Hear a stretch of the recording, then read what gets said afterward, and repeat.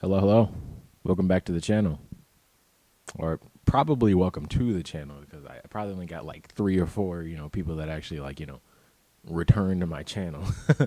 But it's been like 2 months since the last video on this, greatest in the game. And honestly, I think the big thing that slowed me down from covering this or, recording this video was schoolwork and then having to get adjusted to the summer as it is right now. And these videos probably take the most work out of any videos that I make just because I'm listening to a whole rapper's discography from a certain decade. Then I have to, go in, truly analyze that music to come up with some sort of rating about them, which, I enjoy doing. I'm not saying that it's like something I don't like doing. It just takes a lot of time, and sometimes I need to put more effort into other things. But no worries. I'm adjusted to what my summer schedule is going to be like now, so there's not going to be any issues with recording. Hopefully I can get on more videos than I was able to do in the past weeks before. But yeah, enjoy the video. Run DMC. Let's see what they're all about. So hip hop has had so many talented rappers over the years.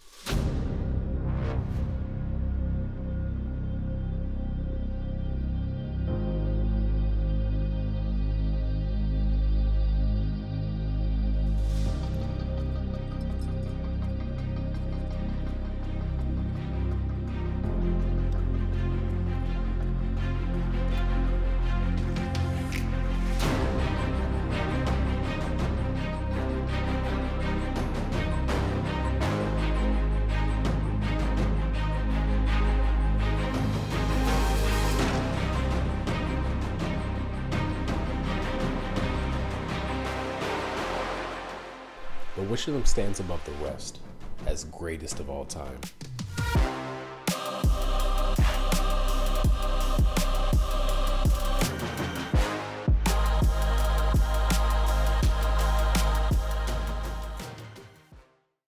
So Run DMC is another group that helped bridge the two genres of rock and hip hop.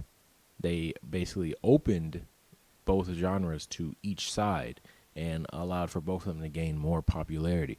We've got Joseph Simmons, aka Run, Daryl McDaniels, aka DMC, and Jason Mizell, aka Jam Master Jay, who may not be as well known as the other two, but he produced most of their songs. He would create the beats. So he was just as important as Run and DMC. He was just in the background. Now, Run was the younger brother of Russell Simmons, founder of Def Jam Records and an integral part in the beginning of rap in hip-hop. Him being related to Russell Simmons allowed Run to join the hip-hop game relatively easily. Russell Simmons was managing Kurtis Blow in 1978, and Kurtis Blow was in need of a DJ for, Kurtis Blow's shows. Thus, 14-year-old Joseph Simmons was given the opportunity to DJ for Kurtis Blow and was nicknamed DJ Run, son of Kurtis Blow, which is just crazy. But he was specifically given the name Run due to the fact that he could cut between two turntables quickly, which I don't know what that means, but that's what I read. So if you understand that, feel free to explain it in the comments. I don't actually know what that means. I'm not a DJ. But while going on tour with Kurtis Blow, Run made a name for himself, basically trading rhymes with Kurtis Blow on stage. Run would also send some of his tapes back home to New York to his good friend, Daryl McDaniels, also known as DMC. Daryl wasn't as committed to the music lifestyle yet, focusing more on sports and art at the time. But after hearing some of Grandmaster Flash's work, he felt really inspired to join the game. For the next few years, Joseph and Daryl would set up music equipment at Joseph's house, where they would rap and make music, of course. When they were 16, they started going to parties at 25th Park in Hollies, which was where they grew up mainly. This is where they met Jason Mizell, who would be known later on as Jam Master Jay. He was known as Jazzy Jace at the time, and he had a reputation for hanging with some tough crowds. But after having some trouble with the law, he decided it was best for him to just stick to music and get away from that type of lifestyle. Now, they attempted to put out some music during this time, mainly Run, as DMC wasn't really still trying to put out music. He would mainly just rap in private, and no one would hear it. But Run did try to put out a single once, and it didn't go too far. But about a year later, when Run DMC ended up dropping It's Like That as their first group single, they took off. This track was different from anything that had been produced within hip-hop so far, and they rode that wave into their first album, titled Run DMC. Now let's talk about the best songs that they put out throughout the 80s.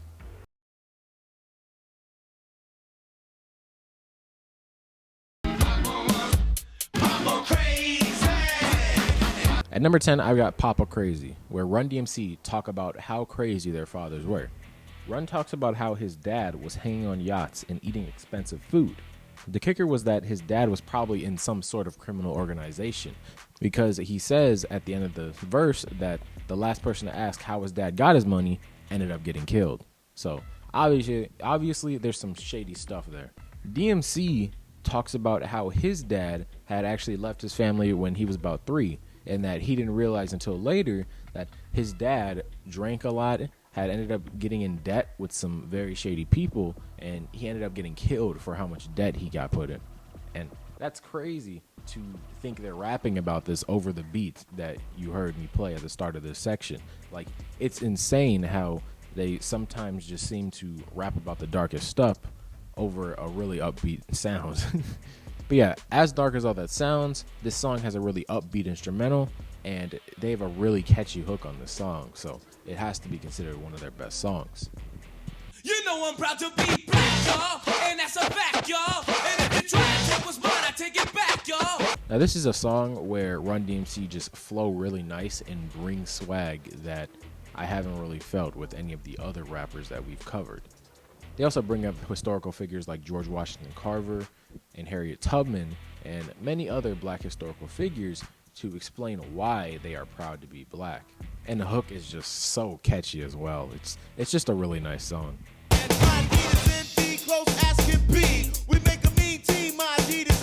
Now, I don't know if this was a sponsor at all, but it sure does sound like it at times with how much they talk about their Adidas. Nonetheless, Run DMC brings some more swag on this song and flow really nice over this beat. This is probably one of the songs with their best flows on it.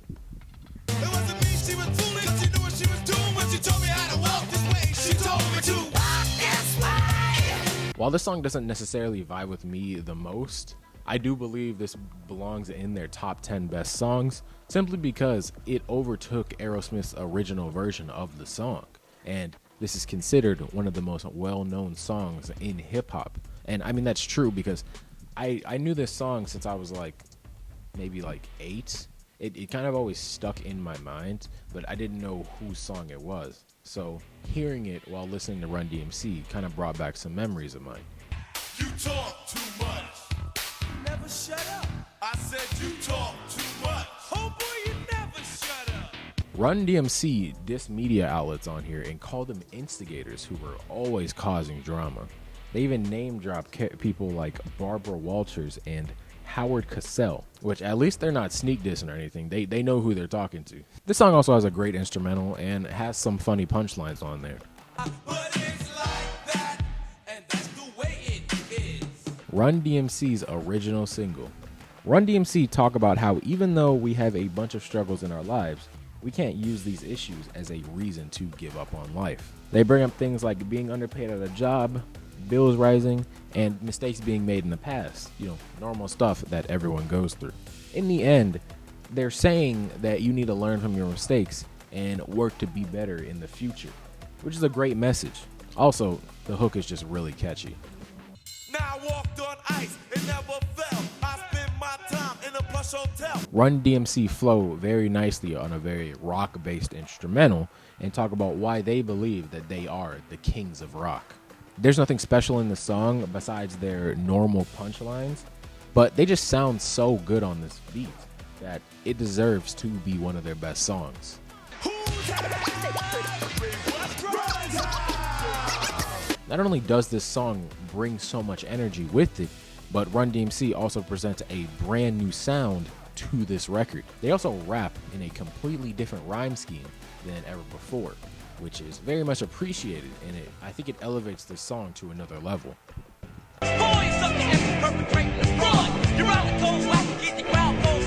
Another rock-inspired beat that they flow really well on. Not only do they bring a bunch of energy on this song, but this instrumental is also one of their best from the 80s.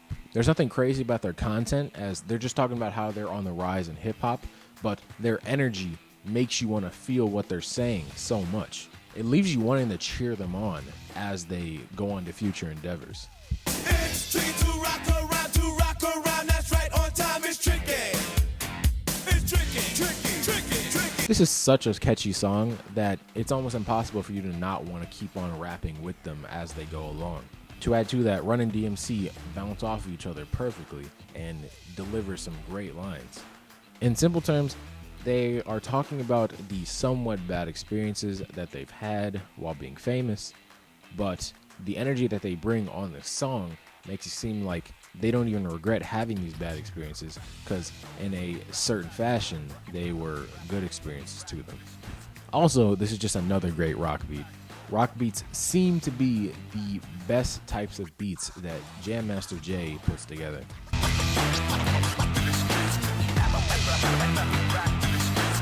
It's not funny. While not a terrible song, I want to point out that this song feels a lot like a song from their first album named Wake Up. They not only have the same flow, but they use a similar drum pattern on the beat.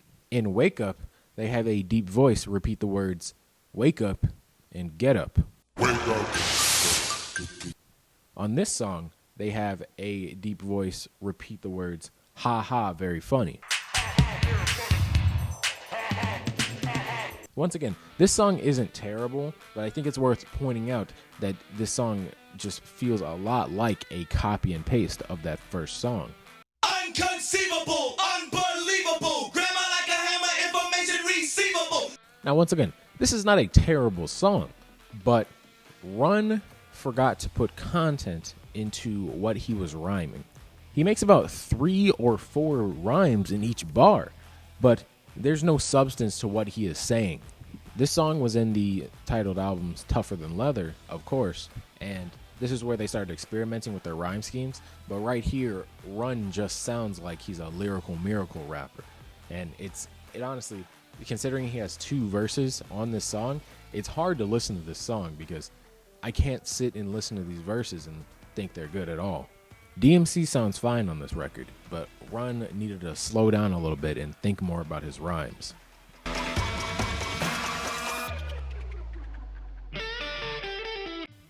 At number 4, I've got King of Rock, which I've got as their worst from the 80s, simply because I believe that it felt a little too much like a copy of their first album, Run DMC.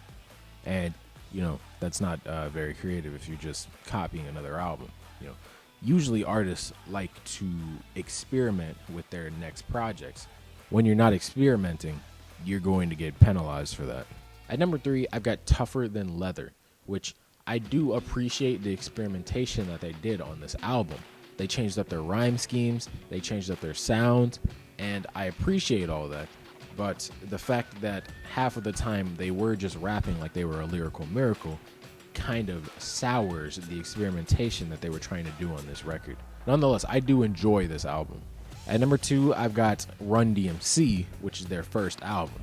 And I know a lot of people might really appreciate this album, but I do just believe that Raising Hell is a better album. Nonetheless, Run DMC is a great album. It's a great starting album. It's just a great album overall. If they would have dropped this as their 4th album, it still would be a good album. I mean, you can't really call an album that has a rock box, It's Like That, 30 Days, Hard Times. You can't really call an album like that bad, because it's not a bad album. Not only is Raising Hell full of classics galore, it also went triple platinum, which I think has to speak to, at least somewhat, how good of an album this is. It carries songs like Walk This Way, My Adidas, It's Tricky, of course, which is one of their most popular songs as well. It also has Hit It Run, obviously the titled song Raising Hell, and You Be Illin', which was a very creative song where they were making jokes about how different people could be illing, as they say it. But yeah, I believe that Raising Hell is their best album from the 80s, no doubt about it. It's just full of too many classics, and also it was their most successful project.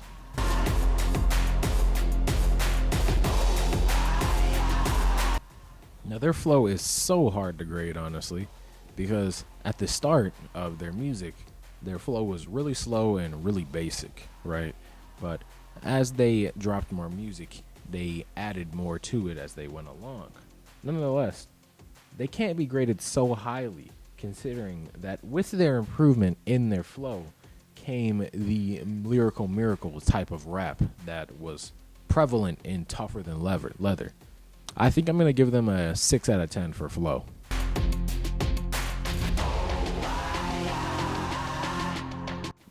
These guys bring crazy energy to their songs, and I think it really helps their songs be a lot more catchier, especially on rock beats like on Rockbox or King of Rock. I'm going to give them a 10 out of 10 for delivery.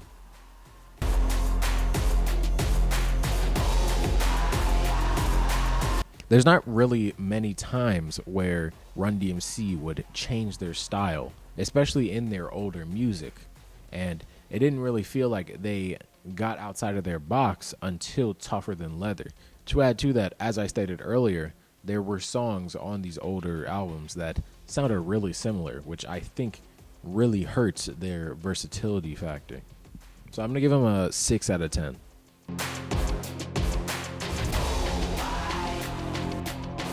So most of the time, Run DMC are talking about how they are the kings of rock, but they do have really creative songs like My Adidas or 30 Days, where they pack a bunch of humorous punchlines into their music. One big problem that I found, though, while listening to their music was that there were a lot of times where I could predict what they were about to say before they said it, or I could predict what word they were about to rhyme their last bar with. And I find that to be a very big problem, just because that's something I've never experienced before with any rapper. It's honestly crazy. Not even with like Kurtis Blow, who you'd expect, since he was one of the like originals, you'd expect his rhymes to be very basic, but Run DMC's bars seem to be even more basic than his. I don't want to take off too much for content, though, considering they do have some really creative songs in there, and they have a very positive message most of the time. So I'm going to give them a 6.5 out of 10.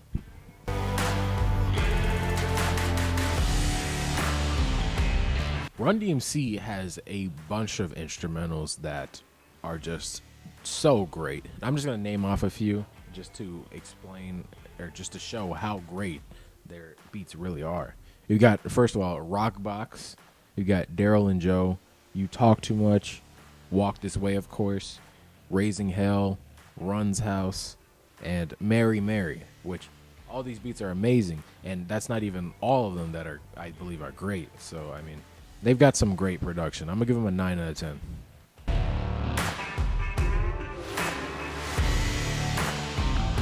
Run DMC, along with the Beastie Boys, were the first to mesh rock and hip-hop. But I feel like Run DMC did a lot better of a job when it came to that.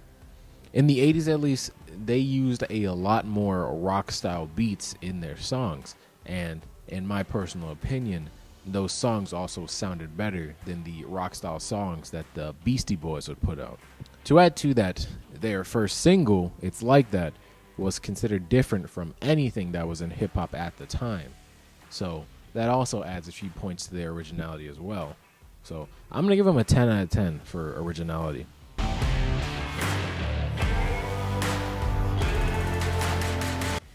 Run DMC's energy will get you hype in a matter of seconds, especially Run. Whenever Run is the first to rap on their songs, the songs seem to do a much better job of compelling you to listen and get hyped. I also want to note that apparently it was common for riots to break out at Run DMC shows, so they definitely had to have been really good at amping up crowds if they were doing so well that riots started at their shows. I'm going to give them a 9.5 out of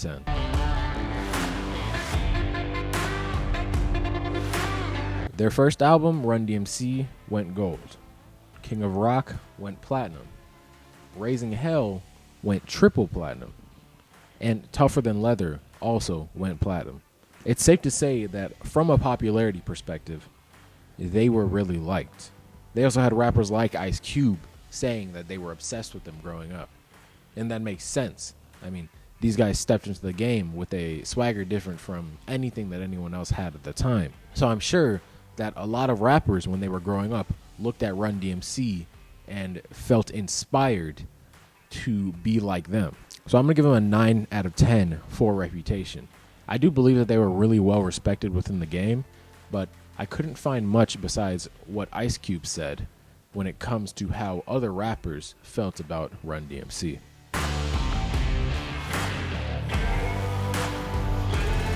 So, taking the average of those 8 values, we get an overall rating for Run DMC to be an 8.25 out of 10, which puts them above the Beastie Boys, but below Ice-T, and in third place in our current standings. We've only got 4 people, so that's nothing crazy. Once we start adding to this list, these ratings and the placements will mean a lot more. But for now, we've still got Kurtis Blow at the top. But let's not act like any of these rappers so far have been bad. They've all been a joy to listen to. They're all great. They're all legendary. But yeah, we're moving on to our next rapper. Let's see if they can take down Kurtis Blow.